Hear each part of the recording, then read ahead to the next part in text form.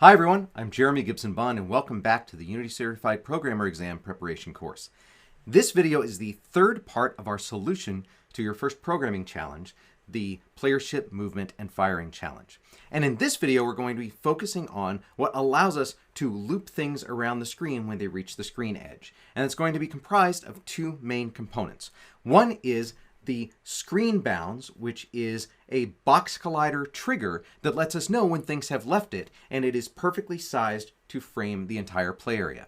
The second is the off-screen wrapper, which is a single script that causes everything to wrap in this game. That includes the player ship and the bullets and the asteroids, all wrap because of this single off-screen wrapper script. So let's go ahead and take a look in Unity. So here in Unity, we're going to take a look at the main camera, and a child of main camera is screen bounds. And you can see here that screen bounds it's just a cube. It's just a box collider in the shape of a cube of a size of 1. But it has the screen bound script on it. And if you watch, what the script does when I hit play is it sizes the screen bounds to the size of the play area. So now if I switch out of my perspective view to an orthographic view and then switch to here, you can see that the bounds of the box collider here are exactly the bounds of the play area with a little bit of leeway in the Z direction because I didn't want it having to wrap Z. That just doesn't make sense. So that's what we're going to look at now. We're going to take a look at actually using this and how we set it up to match the camera bounds. So again, make sure that in your solution you have your camera set to 1080p, or I guess your game pane set to 1080p, which is 1920 by 1080 pixel resolution. And of course, your camera has to be set up orthographic with a size of 9, which we did before the challenge. So this was already pre-set up for you. So let's take a look at this screen bounds script here. Up here, we have a required component box collider. You have to have a box collider for this to work. And just like we said for the other things with require component, because we've required it, we don't need to double check whether it's null or not. We have a static private singleton. It being private means nobody other than the screen bounds instances of the screen bounds class can access this singleton. And so as a singleton, the only part that we're using here is the part that says only one can exist. It is not protected, so it doesn't have that property that I had before where it alerts me if I'm trying to set a second one. But for something like this, I'm okay with that. The Z scale is really just setting how big we make this box in the Z direction. Everything else is set automatically. And so we've got a camera, a box collider, and a cached orthographic size and a cached aspect. Again, I like caching things that might be slow to calculate. And then cached cam scale is just the scale that we expect it to be. So here in start, I say S is equal to this, and the camera is camera.main, so it's the main camera. And if the camera's not orthographic, I'm going to log an error. I'm going to tell you that it has to be orthographic. And then I've got the box collider, I get component, and then I set the size of the box collider to the vector 3 1, which is a vector 3 1 1 1. It sets its scale to 1 or its size to 1, and that just makes the rest of the calculations work out properly.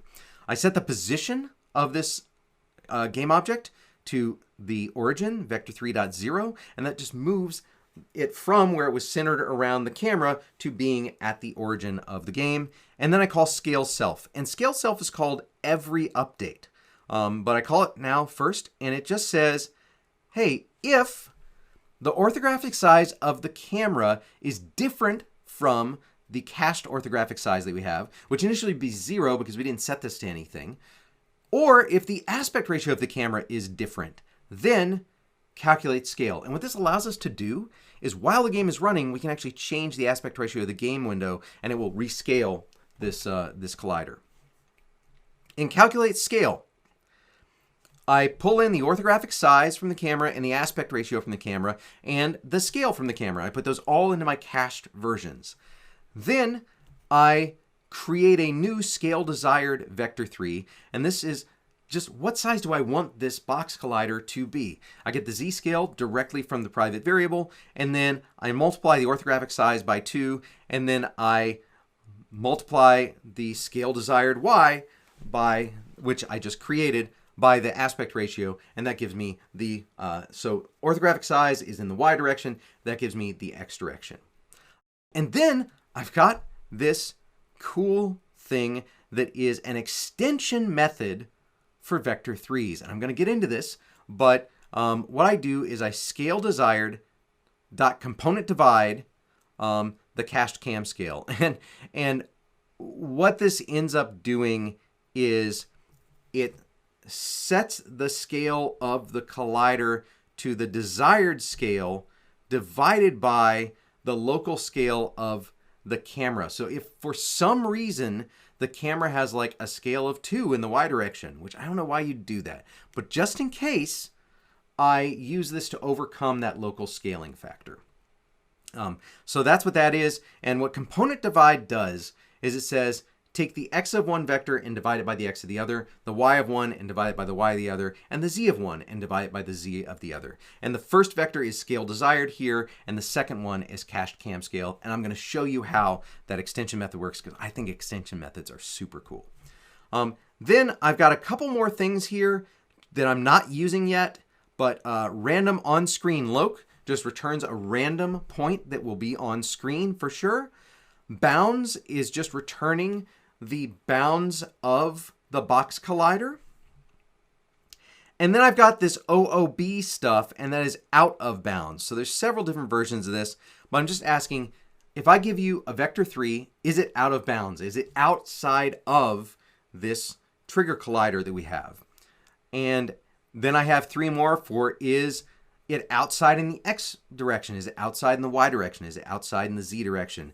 And then finally, I have a number I can pass in, and the way that this works, if we are in the local coordinates of this transform for this box collider here, then if a number is over 0.5 or under negative 0.5, then it is out of bounds. And this takes that, and it's used by all the other ones, this takes those numbers and it turns them into a 1 if you're out of bounds in the positive direction, -1 if you're out of bounds in the negative direction, and 0 if you're not out of bounds.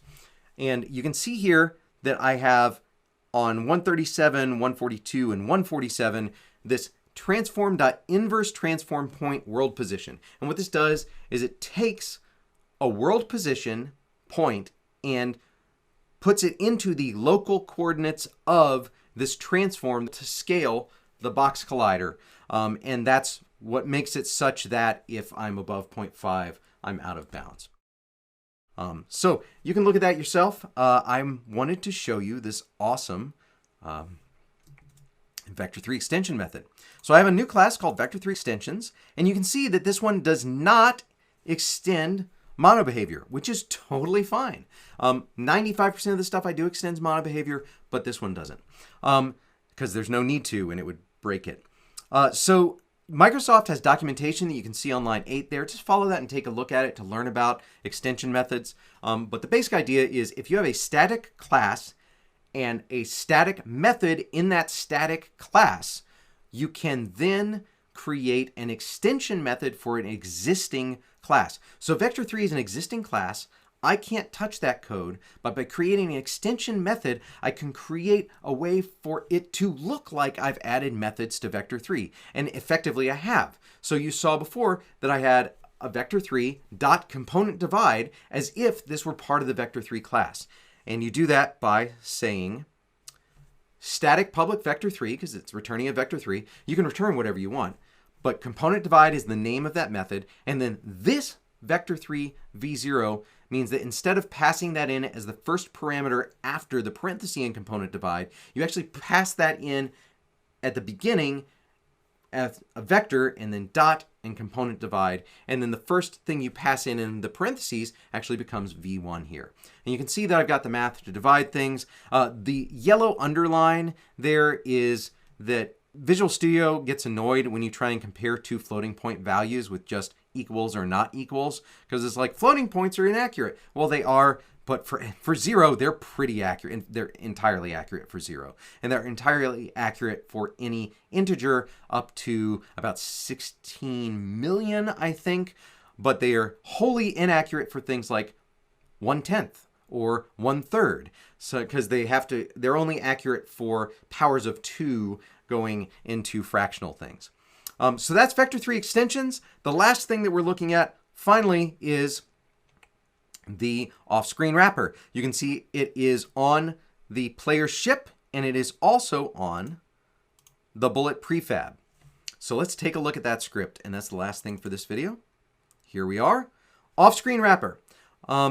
This is another mono behavior, and I've added this update method because if there is an update method, then back in Unity, you get this checkbox here that sets the enabled value of the game object to true or false. If there is no update method, then you'll see that that checkbox will go away as soon as Unity recompiles these scripts. So, and enabled only sets update and other things, like on trigger exit still happens even when enabled is unchecked. So that's why here on line 21, I say if not enabled, return. So I'm manually making use of that enabled method or enabled value, but I have to have an update method in my mono behavior script in order for that enabled checkbox to show up. So here, again, pretty straightforward. On trigger exit, whenever this game object, or really whenever a collider that is an element of this game object exits the trigger that is our screen bound, could be our screen bounds trigger, it says, hey, get the component screen bounds on that other collider that we exited. And if it is screen bounds, then bounds will not be null. So if it's null, just return.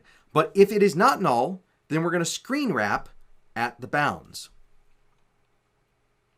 And here's the screen wrap code. So for screen wrap, we figure out the sort of relative location. So we take the bounds transform. So this is the transform of the screen bounds. And we do that inverse transform point like I talked about before. And we find the relative position of this thing that has just gone off screen to the screen bounds rect. And if it is in the x direction that we've gone off screen, then we just set x to be the negative of x. If it's the y direction that we've gone off screen, then we just set y to be the negative of y. And if it's both, we set both. And that's it. So then we transform that point with transform.transform point. We return from relative point location to a world point location, and we just set that to our position, and that's it. So that's it for video 8C. I hope you like the solution and the explanation here, and I look forward to seeing you in the next video. Thank you.